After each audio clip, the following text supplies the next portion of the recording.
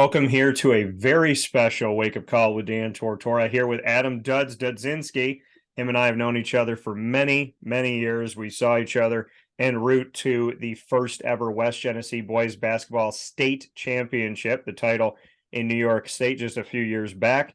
And then I still remember, and I hope Dudz remembers this, going into the West Genny gym. And when he was trying to figure out where he was going in his recruitment, we recorded something off in the corner of that gym and we spoke, and I remember having to point the camera up because Duds and I have a little bit of a height difference. I'm obviously taller, and so from there we went, I'm far shorter than Duds. And so then Duds decided to go to the College of St. Rose and eventually to make his decision now to transfer to St. Lawrence. So we have a lot to talk about, a lot to get into. One of my favorite players to ever come through the community, and I'm always proud to have him here. Duds, how are we doing? I'm great. Now, it's been a while. It's been a minute. So how would you describe life over the last couple of years since the last time that you and I got to see each other face to face? Lots of ups and downs. Like, if you think about it, the whole pandemic, like, we didn't know anything about that. Like, that's how long it's been. So lots of ups and downs with me, just the world too. It's really crazy how time goes so fast. How did you go through the pandemic? How did you handle it? Because I mean, with you being in high school, prep school, college, there's years taken from you that you can't get back. And there's, I mean, in the collegiately, you potentially could, but if it's high school or prep school, you couldn't. How did you handle the pandemic and just the strangeness of being a kid and not being able to, make memories around your friends and do normal things during that time period? Yeah, I think you really just had to make the most of it. Like, I think you were around when I was a senior and we had like the 10 games, and those were probably the most fun games I remember, other than obviously the state championship run. But just the fact that I got to play with my boys that were seniors, and I think we just made the mess out of a bad situation. You said you got to play the 10 games in a season that, was obviously so short and there was no playoffs or anything like that. When you're going through that, you said that that was probably the most fun you had next to the state title.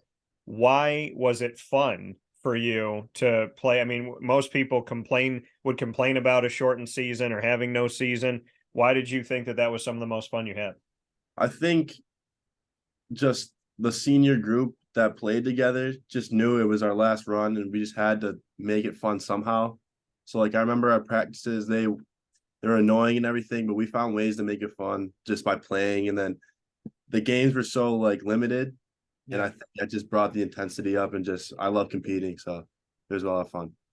How did Coach Kent and the staff there at West Jenny, how did they make it fun for you guys in an environment that was so negative and kind of depressing? How did they make it fun? Yeah, Coach Kent just came in every day with like a smile on his face. I remember like I would see him in the halls during school, and we couldn't really say what's up to each other because of all the restrictions and everything. But once we got together in the gym, like everyone was so upbeat because we're kind of just like happy that we got to do some type of activity together. So it was a lot of fun. And for you, Duds, I mean, you're talking about being positive in a world that struggles with that at times. Media talks about negativity all the time. Not me, but a lot of people do. How do you stay positive? And how did you stay positive at a time where so many people were negative, sad, depressed, and down? You've never seemed to be that type of kid to me, but how do you keep that positivity? I mean, obviously everyone goes through their hardships and stuff. So like there are times where you get down and stuff, but I think you just gotta surround yourself with the people that are able to get through it along with you and can make your situations better. Like I said, that senior group, we really stuck together during that whole time. And then obviously my family is my biggest supporting group. So they kept me grounded at all times. And you and I talked off the air about mom and dad. I know how much they mean to you and how important they are to you, but I'd love for you to share. And for those who don't know, I know the original Duds, so you could call your dad whatever you like to call him, but to shout out to your parents by name and what you love most about both of them, because I know that they've been so important to you and your growth. So my mom, her name is Kim. She was diagnosed with breast cancer uh on Christmas Eve of last year, I believe, or 2 years ago. And she, no matter what, she was always there for me. She always supported me, always gave me love and compassion. And for that, she's just the best ever. And obviously my dad, he's known a lot throughout Syracuse. His name's Jason, but a lot of people call him Big Dutch just because, there's me and him. It's really a duo. And he's just always had my back with whatever my decisions were. He was always supportive as well. It's just, he's always been there for me. And you talk about your mom and what she went through, and I know she's doing better today, which is the greatest blessing that we can talk about. But I know that it was hard. I know that your dad shared some stuff, publicly and whatnot. How did you as a family kind of band through that? And how did you see your mom show her strength through all of it? It was hard for me because I was at prep school, so I didn't really get to see her as much. I wasn't there in person, so I have to give most of the credit to my dad and my sister. With my dad taking her to all her appointments and stuff, and then when my dad was working, my sister just giving support to her when she was home, getting her whatever she needs. So I think just our support, and then once I got home for the summer, I was a lot close, not a lot closer, but I was always within touch with her, just talking about things that we didn't always talk about, just because it brings you a lot closer together. So what can you say about mom in the sense of maybe what's changed for the better between the two of you? I think that's not a lot's changed because I've always been a mama's boy, honestly, but I think it really did bring us closer together. I think we go a lot more in depth with topics that we didn't always gone through, just because that was really a scary time. We didn't know what was going to happen. So I think we just, like I said, made the most of it. And dad, like you said, you're the duo, the Dudz duo out there, and you see pictures in the car all the time doing different things together. What's it like going through life with a father who's obviously, a mentor and your parent, so he has to do parenting and whatnot, but at the same time it seems like you guys have a friendship that's pretty special.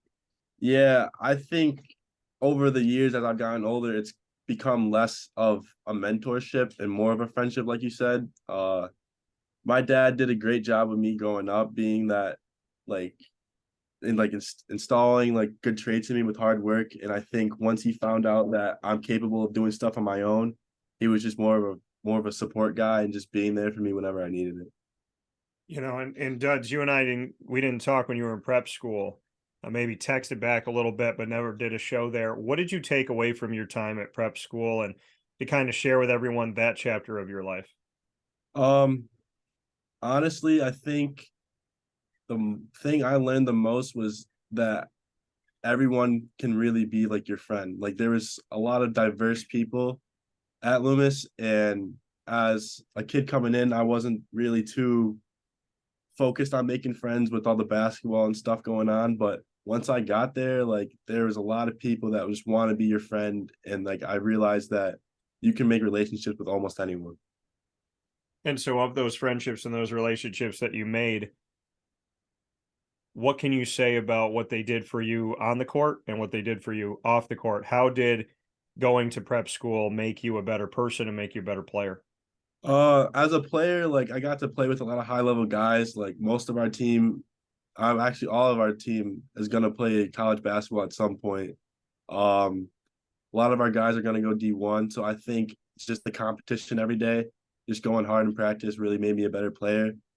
And then off the court, I think I became a lot more social, just because at prep school there's not a lot of fun things to do off campus.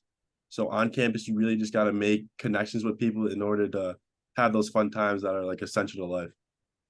And for you, Duds, I mean, you and I, like we talked about, we met each other years ago. It's hard to believe how many years that was, but how have you seen your growth and your development? I mean, the hair is still the same, still got the look, still the Duds that I know when I see you on camera, but how have you grown as a person over these last few years?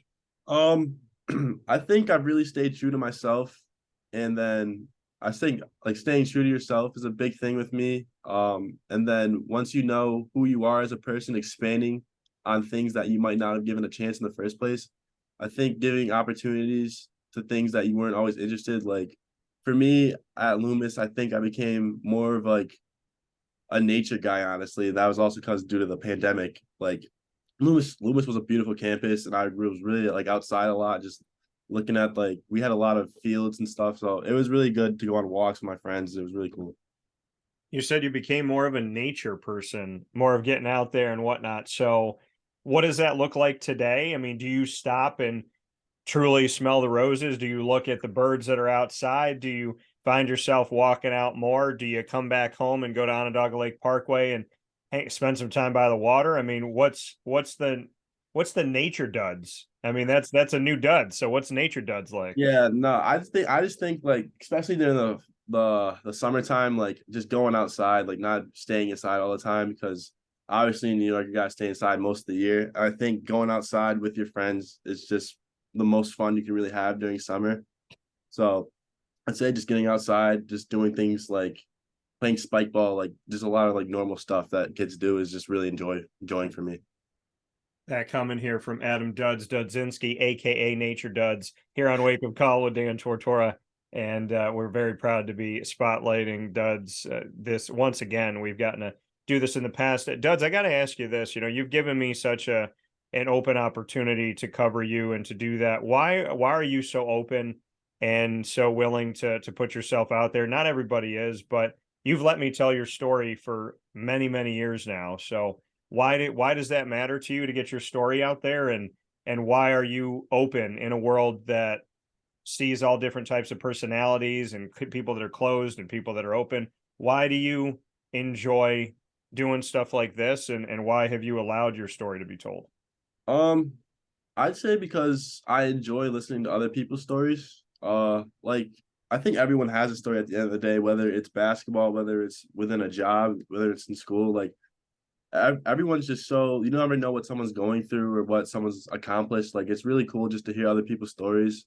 And Yeah. I think with my own, like there's been a lot of just great memories and lessons I've learned. And if I could pass that down to someone or someone else can learn off me, I think it's a great opportunity.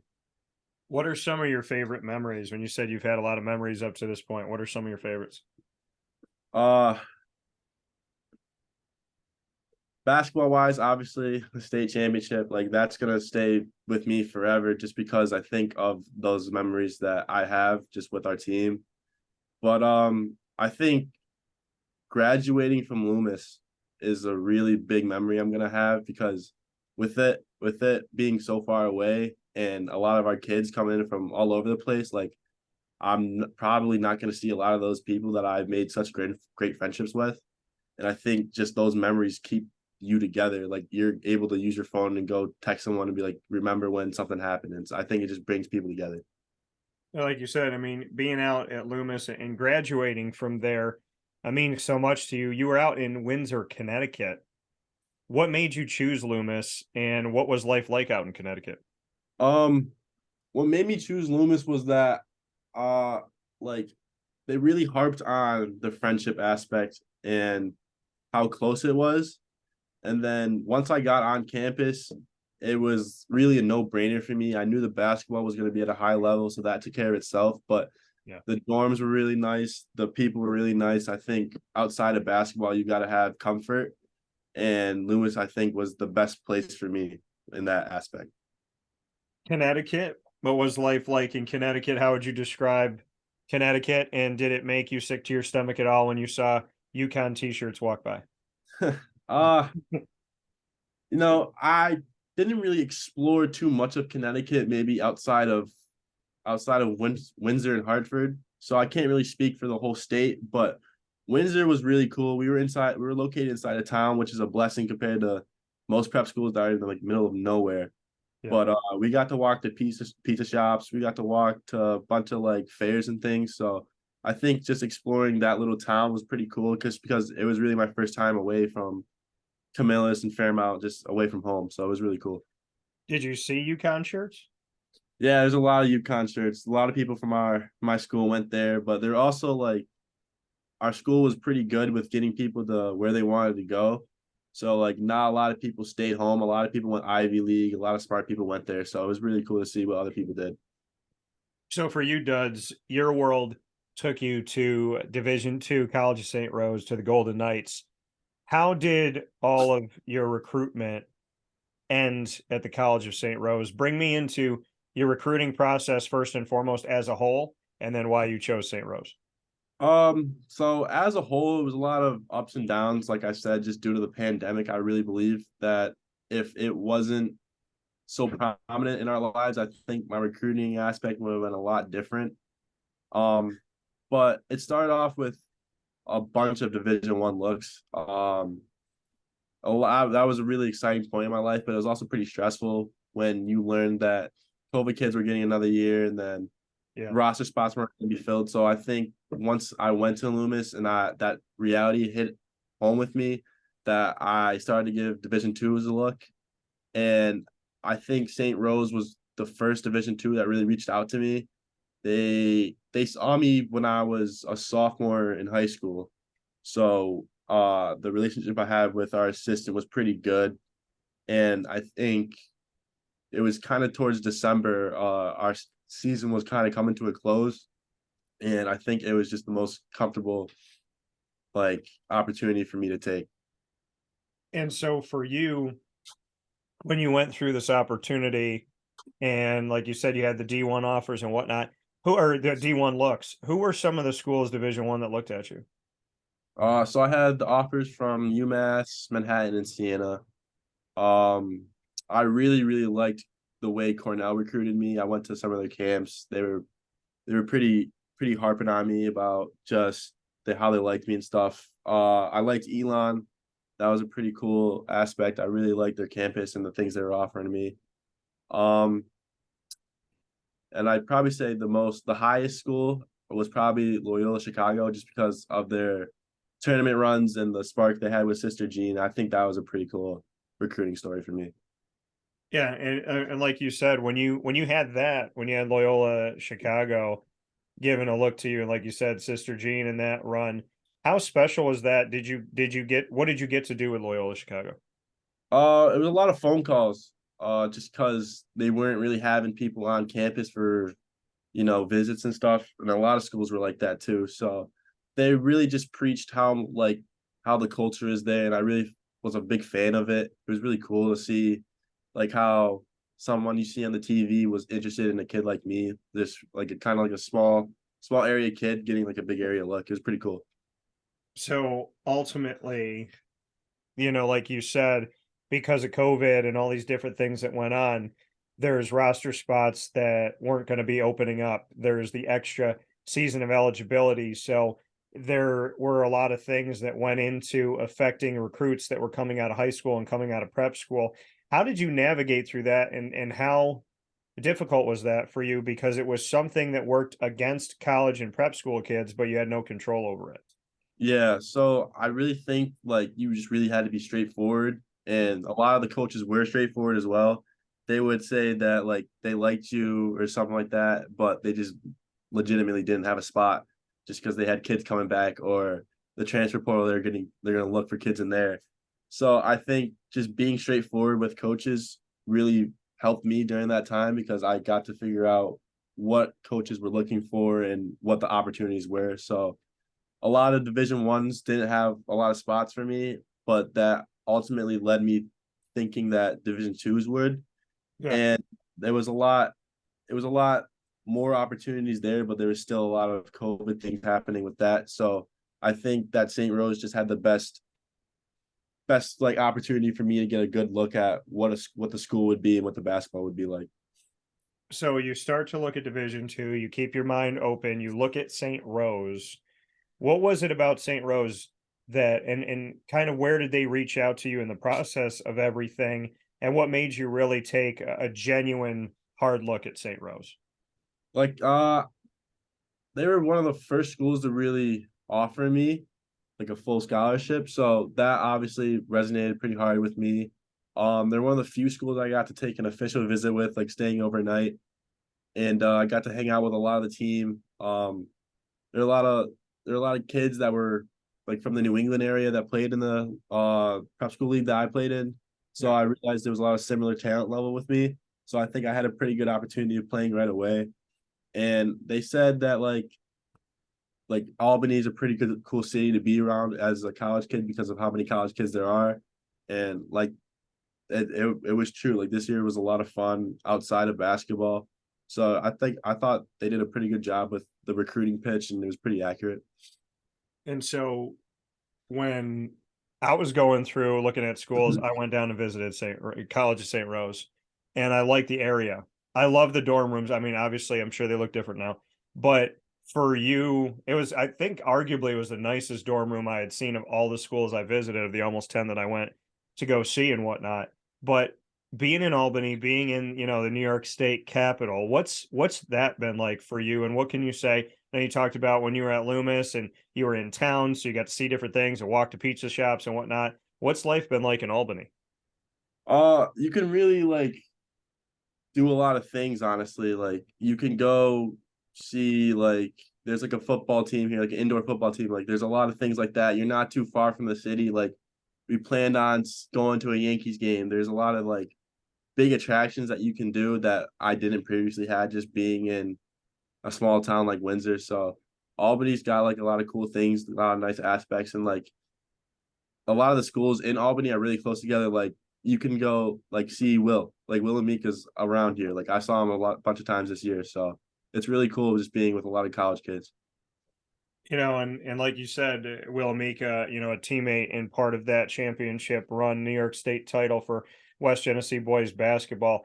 And that kind of led me perfectly into that here with Adam Dudzinski on Wake Up Call with Dan Tortora in this spotlight on Dudz, who I'm now going to probably continue to call Nature Dudz. So, what can you say about keeping in touch with the guys? I know you said Will, right around the corner there for you. So, have you made the time to keep in touch? Do you guys have a group chat? Like, what do you do as far as that championship team and keeping in touch with each other? For sure. We keep in touch a lot. Like I'd say the one I keep in touch with most that was part of that winning team is probably Luke. Yeah. We FaceTime a lot. He's really funny guys, We're planning on playing on a summer league team together with a bunch of LeMoyne kids. So I'm really looking forward to that. I know I talked to Christian Rossi. I touch in with him every now and then. I'd say probably one of my best friends. He didn't actually play on the team, but he was a part of the culture when he got called up from JV. Is Jack Delgetti, who played with me as a senior. We talk every day just about random stuff. So I really stay close in touch with a lot of our guys. And you talked about Luke, and with you being at St. Rose and him being at LeMoyne, getting to play each other, getting to see each other, once at home for you in St. Rose and Albany, and then once here in Syracuse at LeMoyne. What was that like to, no matter how many points were scored or how many minutes were played, that you guys got to come across the line and shake hands and kind of spend some time with each other? What was that experience like to see Luke again and to have him on the opposite side? It was really cool just because I think it shows like how much work we put into it. Like not a lot of guys from obviously our area in general go and play scholarship level basketball. Yeah. So I think it really just showed how hard we worked together, and him obviously being a couple years older than me, him just being just a big role model, just seeing what he did was really inspiring. And I think it really made me think and believe that I could do it as well. And obviously, like once we got to that point, like all that was thrown out the window because we wanted to get a win. So I think it just shows how competitive we are, and just at the end of the day, how good of a friendship we have. What is it about Luke Sutherland that you think, about his personality, about his game? Why should a team be happy to have him on the roster? I think he just brings a lot of aspects. Obviously, on the court, he can stretch it out. He's a pretty big guy. He can do a lot of things that are beneficial to your team. But I think, and this is going to correlate with our state team, I think he brings just a joy of playing with outside, like the actual X's and O's of basketball. Like he's a fun guy to hang around with on the court and even off the court. And I think he just brings a pretty good culture to whatever team he's going to be on. And what do you think Luke would say about you if he was here right now and I said, how would you describe Dudz? What do you think he would say? I think he'd say honestly the same thing, just because I think we have the same mindset of playing basketball. Like obviously we're hard workers, but we also know when to take the time to have fun and goof around a little bit. just to make sure that our team is like not so focused on basketball and just giving people to be free and play how they want to be.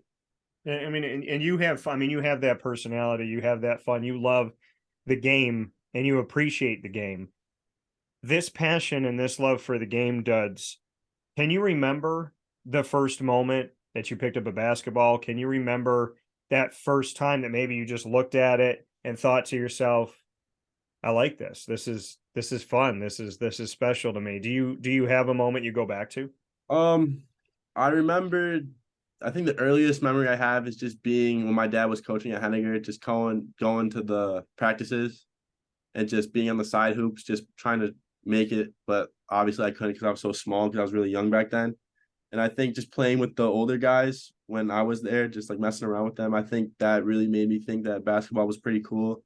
And I think the very first memory of me thinking I really want to do this was in 5th grade. Me and my dad had a car ride, I believe.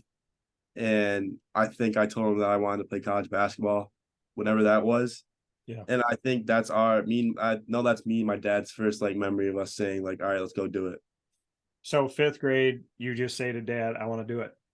Yeah, I think it was probably Syracuse basketball on the radio or something. He probably asked something like that. And we still talk about it to this day. Like I think that's a starting point of this whole journey. That car, and that, you know what, and that's so cool. And that's the beauty of it, Duds, is that like you can go back to that moment, your dad can go back there, and that you remember sitting there with him in the car saying, hey dad, I want to do this. I want to play college ball.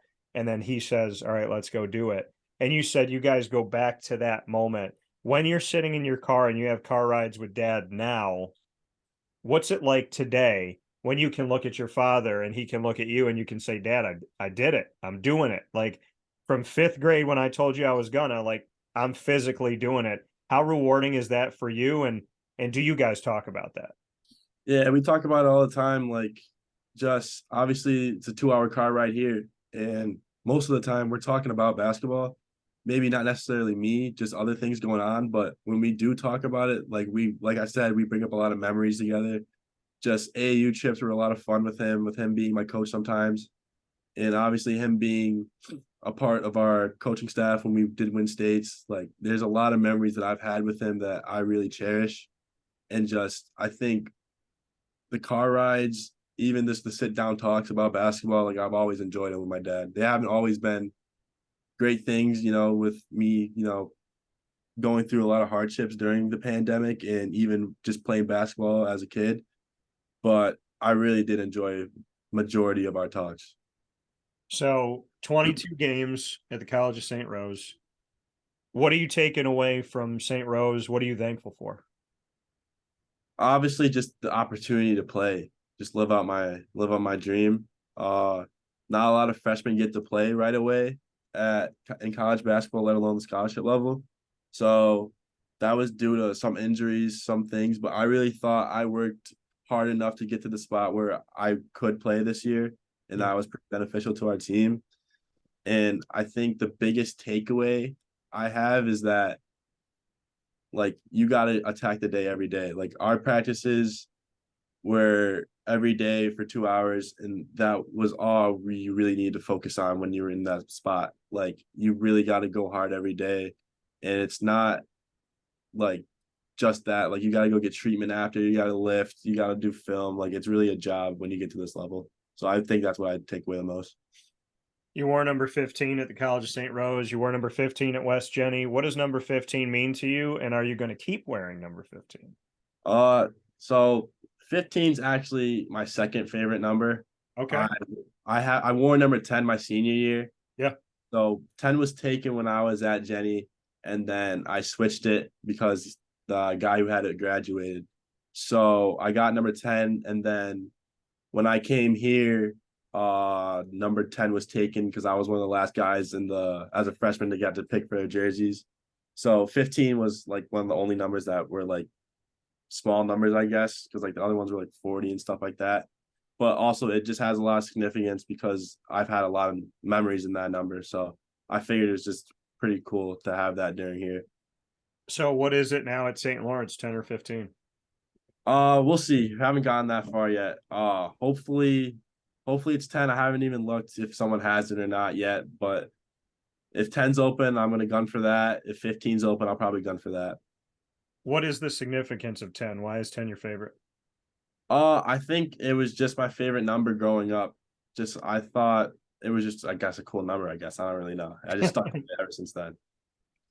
Coming from Adam Dudzinski here on Wake Up Call with Dan Tortora this morning, and our very special spotlight with Duds. He's been on the show for many years, and I am honored to have him back on and appreciate it as always. I mentioned St. Lawrence. You're heading to the Saints, and I would love to know what went into the decision after playing as a freshman, like you said, for the College of St. Rose and having 3 years of eligibility left. What made this decision for you that you felt like you needed to move on from St. Rose and go somewhere else? Um, I'd say the biggest factor was a change in coaching here. There's going to be a new head coach, and he was a former coach here. And I think he was really successful here, so you got to give him credit for that. But I really liked our coach. Who got me here, and a lot of our guys, when they found out the news, or prior to that, they transferred. They went into the portal, so a lot of our guys were leaving. So I thought like it was just a pretty good opportunity for me to leave, and I think just end up figuring out that St. Lawrence. I think St. Lawrence would probably be my second choice of school from the year prior, just because I really like the scholarship aspect of here. And I think once I left here, I was like, let's go to St. Lawrence and just remember why I liked it so much in the first place. So for you, when you reopened your recruitment, how did it all come about? When did you make the decision that you were going to open your recruitment again and look at transferring? And what was the response like from other schools? So I really, once I decided that I was going to transfer, I really only had one school in mind just because of how much I liked it in the first place. Yeah. And I think I was pretty straightforward with me wanting to go there in the first place because I got a lot of friends there. My two best friends go there. I've been really close with the coach. So I think it was really just a no-brainer for me wanting to go there straight out of transferring. So I didn't really give in to a lot of coaches coming out as a transfer, but I think I was really set in stone with St. Lawrence. So did you call them or did the coaches find out and call you? How did it all come about? So you got to sign a release form. There's a lot of paperwork that goes involved with it to make everything legal or whatever. And then once I got everything squared away, I actually told my friends that I was most likely looking to come there. And then I got in touch with the coach, and from there, it was just a lot of business talk about what I had to do to make sure that everything was up to protocol with the NCAA and things like that. And then once we got past that, we just started talking to scholarships and things like that. So once we got a lot of the logistics out of the way, I think it was just a no-brainer for me just coming to a spot where I'm really going to enjoy my college life. You got D1 looks, you went to a D2 school, but you're transferring to a D3 institution. Does that matter to you? I know we talked about it a bit off the air, but what are your thoughts on that? Obviously being a kid and watching just NCAA March Madness, you obviously want to go play at that highest level. But I think once I came here, I realized that a lot of the basketball that's played at the college level is really similar. And like a lot of D2s beat a lot of D1s. Some D3s are going to beat D2s. And I think like wherever you go, you got to be the most comfortable you can be. And I think that ultimately led me to think that I'm going to go play good basketball at the collegiate level. I'm going to go have fun. I'm going to get a really good education, and it's going to be pretty cheap. So I think that really just led me to believe that it doesn't really matter what level it is, as long as you're having fun and being happy and playing the sport you love. And you and I talked about it off the air that D3 can't give you like a physical scholarship to play, but that they were able to do something for you, which, bring me into that, what they are able to do at the D3 level. So obviously academics. I've always had pretty good grades, and so I got a lot of scholarship money off that. There's like community service things you can go and you can look into and things like that. And just looking at scholarships and seeing what you qualify for. Like sometimes you got to write an essay. And so doing things like that, like just trying to get the most money and most opportunities possible, I'd say. So for you, you got 3 years of eligibility. You're heading to the St. Lawrence Saints. When you had this conversation with your family, how did this all come about? Did you call up mom and dad and say, "Hey, I feel like I got 3 years. It's a good time for me to transfer. I think that this would be good for me." I mean, how did you have the discussion with your family? And when you talked about St. Lawrence, did your mom and dad say, "Yeah, we know"? I mean, did they already kind of get a feel for that? Yeah. Once I did tell them that I was thinking about transferring, they obviously thought I was going to lean towards there just because how much I enjoyed them recruiting me in the first place and the opportunities it has. But in the beginning, it took a lot of convincing. And just because of that scholarship that I had being paid in full here, because obviously that's just a good start when you get out of here and have a career and not having to pay student loans and things like that. Yeah.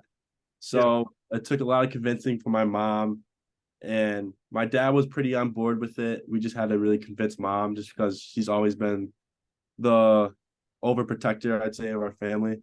And so I think once we got past the financial aspect of it and seeing what the package would be, they were pretty on board with it. And I think they knew from the start that I really wanted to go there. And you're going to a team that is coming off advancing to the NCAA tournament for Division III, which is very difficult to do. For people that don't know, there's over 400 schools in D3, and there are over 40 conferences. So to know that you're going to a team that was in the NCAA tournament this past season and ended with a winning record of 19-8, just your thoughts on that? Obviously, winning is my favorite part of sports, obviously. So I think coming from a West Genesee team that we got a sectional title, got a state title, won a regular season title, and probably would have had a good shot of winning something my senior year. And then going to Loomis, we won a lot of big games, and then coming here wasn't really the greatest winning season we had, and I think that really made me believe and remember how much I love competing and wanting to win. And I think St. Lawrence winning the title and the year prior getting into the conference tournament, I think we're in a pretty good spot to go do something special next year and the other 2 years I'll have. And I know they're losing a couple key pieces, but I think that me coming there and having a couple other guys step up, we're gonna have a pretty good shot at winning things for the next 3 years. I know Canton, New York, where you're going to be for St. Lawrence, is a couple hours away from Central New York. And at the same time, all of their games this past season were played in the state of New York outside of the one game that they had in the NCAA tournament. So knowing that you're going to be in Saratoga Springs, Schenectady, some places that aren't too far away, Annandale on Hudson, Poughkeepsie, Geneva, Rochester, Troy, Ithaca, their season is all played within your home state for the most part, and just what that means to you that you're going to be able to travel around the state of New York and have that West Genny feel as well, I'm sure, because the College of St. Rose, you were traveling in the NE10 to Vermont, New Hampshire, and all these different places. Now you're going to be in the state of New York for the whole season pretty much. Yeah, I think it means a lot because that means a lot of the people I'm really close with are going to be able to see me because a lot of our guys, just people that I'm friends with, go to school in New York. And I think that being in New York is going to be playing in New York is going to be pretty fun. Obviously at Loomis, I was pretty far away from my family, and I think that also brings in another aspect. I think my family's going to be able to come to a lot of our games just because it's a lot closer than, like you said, the NE10 games and the games in New England that I had at Loomis. So I think being a little closer to home is going to be pretty fun. Yeah, and we look at, you'll be in the Liberty League, and so with St. Lawrence is Ithaca, Hobart, as well as RPI, Skidmore, Vassar, Clarkson, RIT, Union, and Bard. How much do you know about the competition that you're going to be going up against, and what do you think when I name those names off? I watched a lot of games this year just because I've always had my eye out for my friends that go there and that play on the team. So I looked at a lot of their games when we didn't have games. So obviously it's college basketball at the end of the day. So a lot of good guys are going to be playing, and it's obviously not going to be like a cakewalk. So I think I just got to come in there pretty focused on working hard and doing what I do best in order for us to be successful. What are they getting with you, Duds? The player that you are today, what are the best parts of your game? What can you do for this team immediately when you walk through the door? I think just making winning plays. Obviously I didn't show up too much this year just because of the season we had, but years prior to that, I think I've always made the right play, which has led us to winning. I guess a lot of competitiveness. I just really want to win when I go there. And obviously, like, as attributes for myself, you're going to get someone who's pretty long and tall, is going to be able to defend, but also on the offensive end, stretch it out, get a lot of good looks for other people. And I think I'm going to draw a lot of attention next year. And for you, like you said, making winning plays and having that, what parts of your game have improved the most? What is it that came from West Genesee to Loomis to St. Rose that now you can say, hey, this maybe wasn't my greatest part of my game, or maybe it wasn't a part of my game at all, but now I can utilize it? What are some of those pieces that have grown in your game?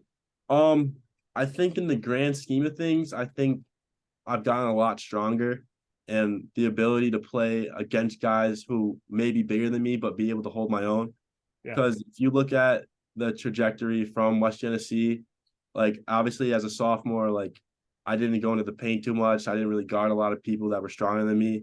And then once I think I got to Loomis and seeing the competition level that everyone's a lot stronger, a lot faster, that I really needed to improve on that. And I think I've done a pretty good job of staying the course with strength and mobility and things like that. So I think that's been a pretty good improvement on my end. Like obviously I still gotta get stronger, so I gotta get faster and things like that. But I think that's probably the most proud thing I've done in improvement wise. That coming from Adam Dudzinski here on Wake Up Call with Dan Tortora. Before we jump into rapid fire, two things that are affecting collegiate athletics at a point to where it doesn't even feel like amateurism anymore: NIL and the transfer portal. With you being in college, whether it's affecting you personally or not, you can see it affecting other people. What are your thoughts on NIL as well as the transfer portal? How do you view it as someone who is a student athlete currently? I think I think it's a big difference between if you're outside of the NCAA and being a student athlete than it is being inside. So like outside looking in, like you see a lot of the negative aspects of it. Yeah. And I think a lot of people don't really get to look at it as a student athlete that's going through the things. I think the transfer portal, did mess up a lot of people's recruitment coming out of high school. But I think being in the portal gives you a lot of opportunities once you are inside it that you might not have had a couple of years ago. And I think NIL is a pretty good deal, honestly. I think college athletes should be paid, but the logistics and business of it can be a little weird sometimes. Like even with Jesse Edwards, things like that, like him going to a school that's going to pay him more, like that's obviously, a benefit for schools that have more money. But I think at the end of the day, NIL is a pretty good deal for kids that want to get paid and have played all their lives. Are you going to St. Lawrence and being D3, D1, 2, or 3, anybody can go after it, JUCO and whatnot. So you can go after NIL. Do you think about that at all? Is that something that interests you? Do you want to find a local business in the St. Lawrence area where you could expand your horizon and brand yourself a bit? I mean, what are your thoughts? I think before that, I think I really gotta focus on the basketball and the academics and stuff like that first. I think before any of the extracurriculars, that you really got to get a good base for yourself for getting other things done. But obviously, like if I'm gonna find a way to make money for doing something I love, like I'm gonna do that. So whether that's whether that's in Central New York, like I'd be open to any opportunity. Really, that'd be pretty cool. I never really gave it a thought, honestly. I've already thought about this. I'm going to copyright and TM it for Dan Tortora Broadcast Media. If we do it, we'll have to work it out. but I think you should have your own outdoor gear and call it Nature Duds. I'd be open to that. Maybe get like a tree on a shirt or something like that. Start selling, like make a couple bucks. That'd be pretty cool. Yeah. So some Nature Duds, folks. You heard it here. So, we're open to discussions with Adam Dudzinski. So with that being said, rapid fire, you played it before, you know what it's like. We've done it at the Wildcat Sports Pub right over the hill from West Genesee High School. So you're going to get 3 questions. I'm going to get 3. And this is how we're going to round out today's special with Adam Dudzinski, AKA coming to you soon, Nature Duds. So you got the first question. Duds, what do you got for me? So obviously it's been a long time since we've talked before. I'd say in that time frame, who was your favorite person that you had an interview with? This stuff. So the last few years, who's my favorite that I've had an interview with? It's a good question. I would say,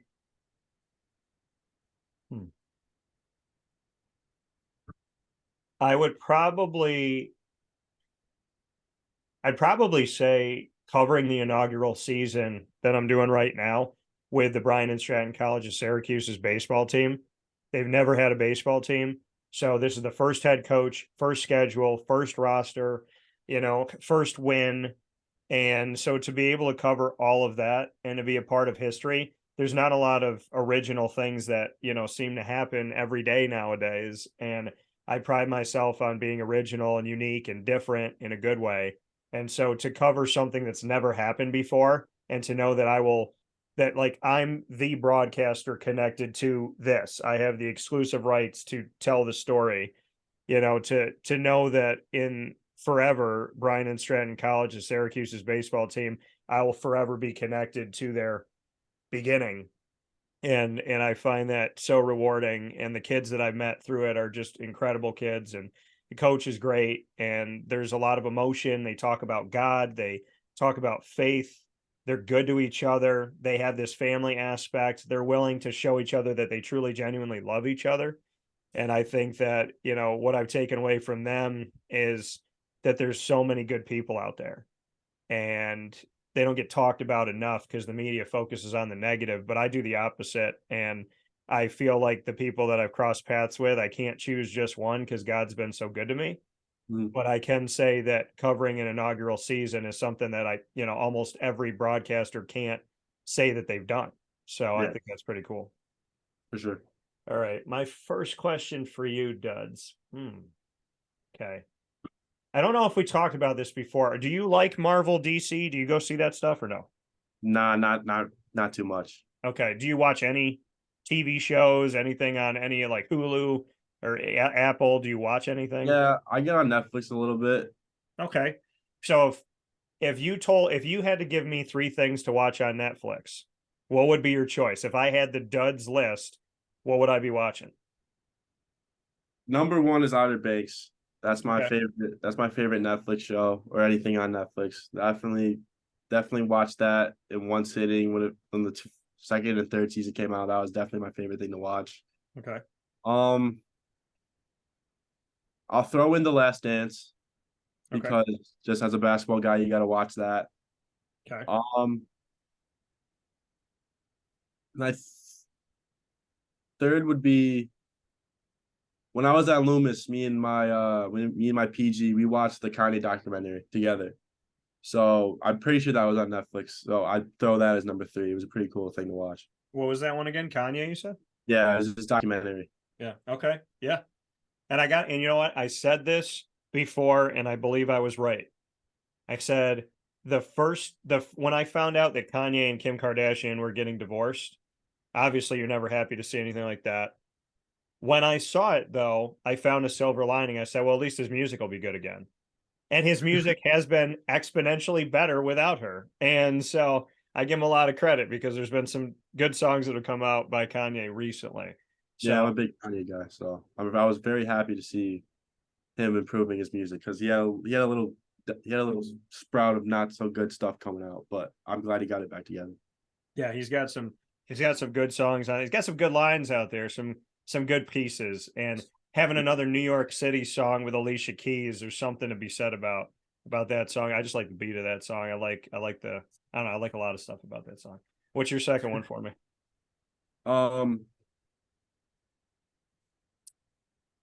Obviously you're on the LeMoyne team a lot this year. I'd say what was the funniest thing you saw or heard as someone who was so close to the team? Funniest thing I saw, and probably be with Coach. Coach Champion. Him and I have built a really strong relationship on and off the court. And I finally got to meet his fiance, and he had told me months ago that she cooks great food and that they were going to have some leftovers and give me some. And then I just saw her recently and I said that to her, and he had never told her that. And so I got to say to her in front of him, "Where's my food at?" So I think being able to call him out, since since I've hooked him up with some good food recently here, I would I would have to say that meeting his better half and getting to talk with her. So she's so sweet, so nice, and getting to talk with her and her inviting me to their house before he did was probably the funniest thing. So, all right, my shout out, champ. I love you. And so my second question for you, Duds. Okay, well, let's stay with music. You're running out onto the court for St. Lawrence. What is the song that you want playing every game when they announce your name? Oh, that's tough. I feel like it's gonna depend on the day because I don't always listen to the same songs for a game. Yeah. And I'll throw out one that someone wouldn't necessarily think I would listen to, but I'd say Enter Sandman by Metallica. Okay. All right. Not a bad song. Mariano Rivera. That's Yeah. his thing. So not a bad one at all, especially with who it's connected to. What's your last one for me? Oh, I'm a communications major, Mhm. so obviously maybe down the line I'd like to do something like this. I'd say what's the biggest way you've expanded in with the wake up call? I'd say. Good question. Never been asked it before. I appreciate it. I would say, the biggest thing is to keep your mind open. We jump to the internet, and I got to blame my former producer for this. He was talking to me one day, and he's like, "I know you're on traditional radio, but why don't you try to, do some stuff on the internet?" And I was kind of like, I don't know. Like, nobody was talking about podcasting that much. And it was considered like, who does that? And it was nerdy or whatever it was. And he was like, why don't you just give it a shot? And I remember my first website was dtshow.net. And I started to put things out and I started to do some things initially. And I think it's really what I've learned is to keep my mind open. I'm always looking to improve. There's never been a year where my business hasn't grown. And so I would say, be open, ask questions. Don't be ashamed to ask something you don't know. Speak up, put yourself out there. Always sit in the front row or stand in the front. Let those coaches get to know you. I built relationships with coaches out of the fact that I've been consistent and asking questions a lot, and that I've asked questions that they feel are thoughtful and that they appreciated getting. So I would say do your research, be open, be a chameleon in the sense of be willing to like grow and learn, but not in the sense of getting rid of your morals and values. So keep that. So maybe chameleon is not the right word. So I would say be open, sit in the front row, do your research, have your morals and values guide you. I believe that a faith and a belief in God is going to take you farther than any story you're going to write. So I would say that. And I would say, know your inner circle. Don't have yes people. Don't have people that tell you that you're great every day. Have people tell you the truth Mhm. and in a constructive way, not in a mean way. But keep your inner circle strong. Lean on God. Lean on the people that love you and want the best for you. And, be willing to go out there and try. I don't think I've ever failed because you don't fail when you try. And so to me, I've never failed myself, not in my career. And I definitely have never felt that way. I've always felt like I've learned something, I've grown from something, I've experienced something. And, I would just say, if you do things with goodness in your heart and you do your research and you due diligence and you care about people and you help people, that's going to come through. If you want to separate yourself from the rest of the media, Duds, the first thing you have to do is care about other people. It's got to go beyond wins and losses. It's got to go beyond accolades.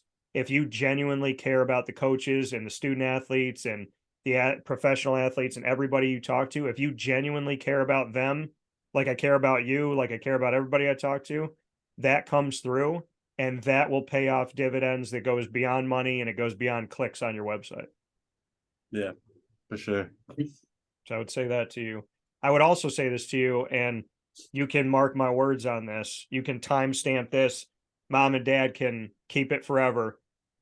Being a communications major myself, I know how important it was. I didn't have a lot of people open any doors for me. I had to do a lot of things by myself. I had teachers that tried to block me, as crazy as that sounds. So if and when you need an internship or you just want to learn, I'm telling you this on the show because of my connection with you, my relationship with you, and I respect you. If you need a place to learn and to grow, I'd be more than happy to give you an internship. I appreciate it. Thank you. Absolutely. My last question for you is, okay, let's go there. Let's say you're doing an internship with me and I say, Duds, we can do whatever you want. We can add a segment to Wake Up Call.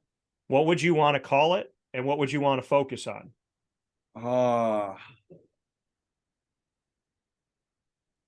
I think, like I said earlier, like everyone has a story. So I think it would have to do something with a memory of whatever the athlete is playing, maybe. Obviously we talk about that like during the meat of the show or whatever, but maybe just saying like, what's your favorite memory of something random. I don't know. I'd have to give more thought into that. As a name, I don't know. I just something, it's got to have Dudz in it probably. I was in my head right now. I think DT and Dudz has a nice ring to it. Yeah, something like that. I don't know. I'd have to give more thought to that just because I don't want to give like a nonchalant answer because I actually care about my future and communications, things like that. So I'd have to give an actual answer. Well, you take some thought, you think about it, you send it to me. All right, I got you. That coming from Adam Dudzinski here on Wake Up Call with Dan Tortora. My honor and my privilege is always to be able to do a spotlight with Dudz and to have you here. Like I said, you've always given me your time. You've always been gracious with it, and you will hear a lot more from me, and we will definitely keep in touch a lot more. So I appreciate everything you're doing. I'm happy you're coming to St. Lawrence and the Liberty League. I'm happy that, a lot of people are going to be able to see you in the state of New York, and I'm looking forward to circling a game out there and making sure that I could go see you as well, because you're one of those people that never leaves my mind, always wants you to be successful on and off the court. And, I can't thank you enough. You've always been good to me, Dudz, and I appreciate that. I appreciate it too.